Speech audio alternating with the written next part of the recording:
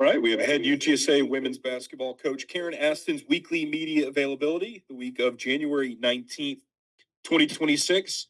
Runners split last week, a Florida road swing falling to South Florida before besting Florida Atlantic. This week, they'll take on East Carolina in the Convo on Tuesday at 6:30 p.m. That's the salute to hometown heroes.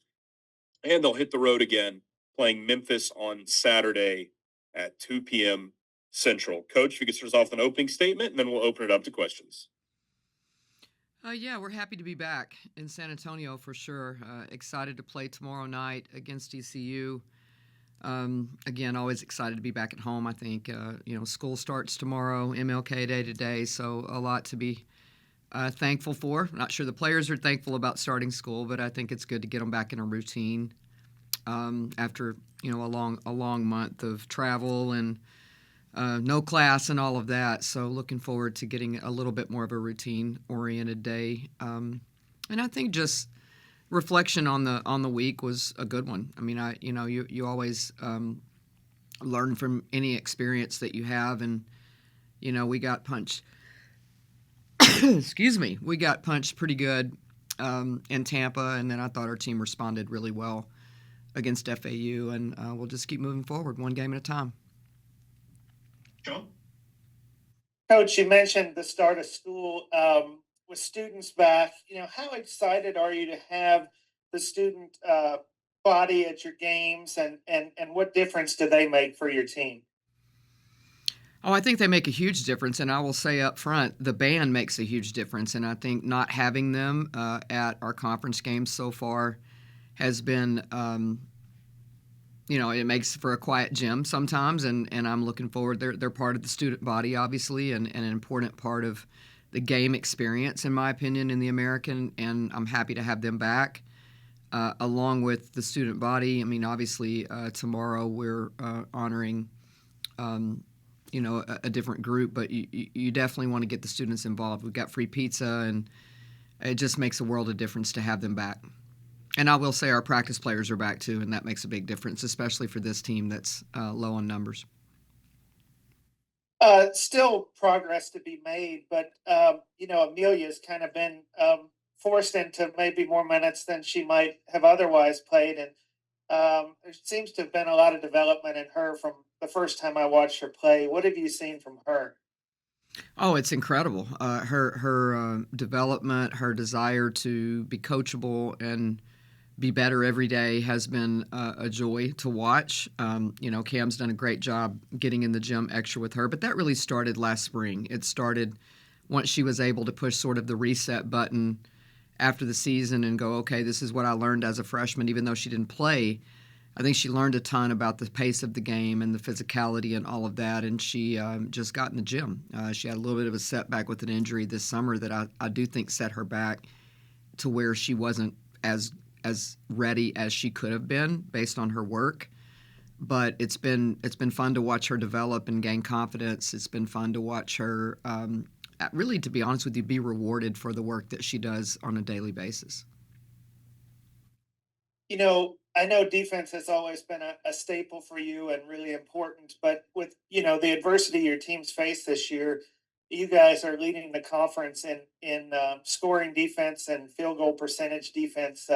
How pleased have you been with your team's defensive performances this season?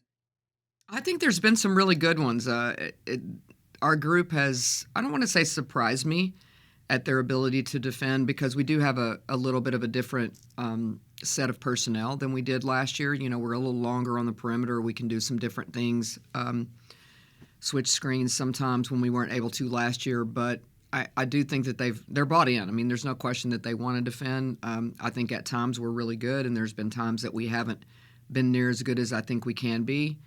But again, depth plays into that. I would love to press more, but we're just not able to do that right now. Hopefully, if we got Sienna back, that maybe we can start adding in a little bit of some full court pressure that I think our kids love to do. We haven't had the numbers to do it.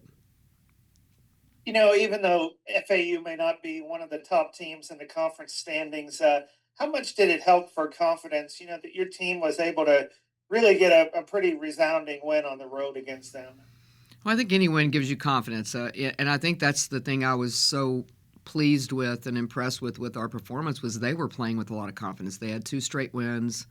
They're up in the top half in scoring, and I just thought that we were really ready to play. We did some things that we had not been able to do defensively in games in the past. I thought we learned from some of our mistakes in the South Florida game, and I was just extremely pleased with how we defended. Tomorrow night, the game will recognize hometown heroes, first responders, police, all the hometown heroes of San Antonio. Why is it important that we recognize those groups at your games? Well, they take care of us. They're protectors for us. They give their service and they give their time.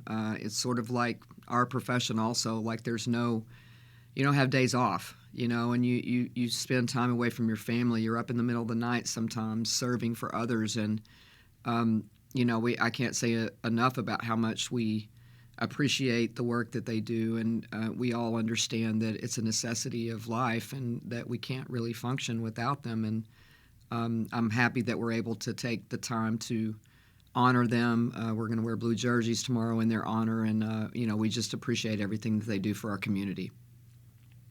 Even though this team may not look like what you maybe thought it would, it's really enjoyable product for the fans to watch. How much have you enjoyed, as much as you can, watching this team play?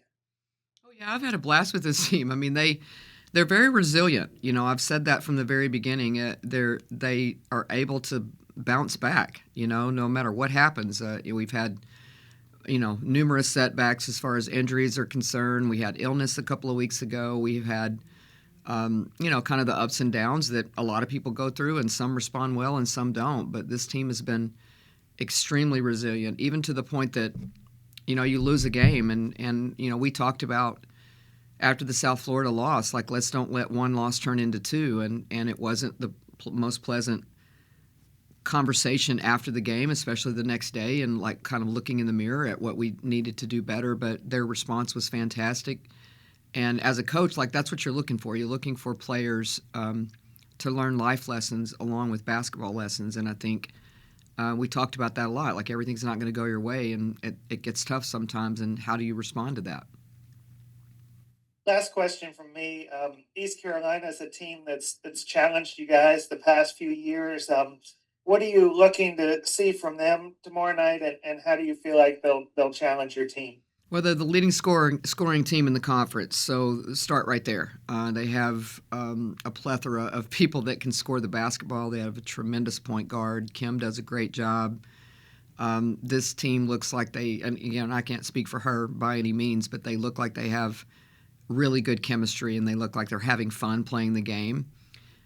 So you have to start with that. I mean, we're going to have to be really, really good on our home court. We're going to have a sense of urgency with how we play. But it's not going to be easy by any means. They turn you over, and they score the ball really well. So they're one of the better teams, in my opinion, in the conference, regardless of what they were chosen.